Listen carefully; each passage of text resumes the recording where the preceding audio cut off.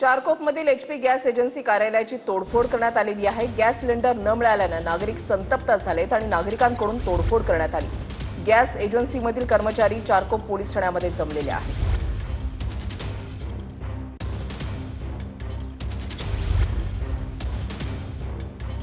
के वरिष्ठ पोलीस निरीक्षक चव्हाण सर सध्या आमच्या सर तोडफोडची माहिती येत आहेत गॅस सिलेंडर एजन्सीवर काय माहिती आहे? तोडफोड वगैरे काही झालेली नाही। गॅससाठी लाईन लागलेली होती लोकांची आणि एजन्सीवाल्यांनी सांगितलं की आज हे गाडी आलेली नाही त्यामुळे सिलेंडर मिळणार नाहीत।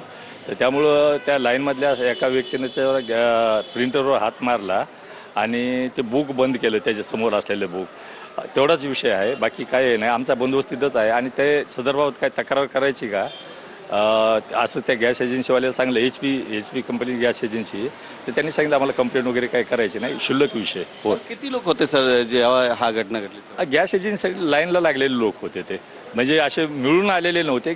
गॅससाठी सिलेंडरसाठी लाईन लावलेले लोक होते। व्हिडिओ जर्नलिस्ट अजय मोहितेसह गोविंद ठाकूर, TV9 मराठी, मुंबई।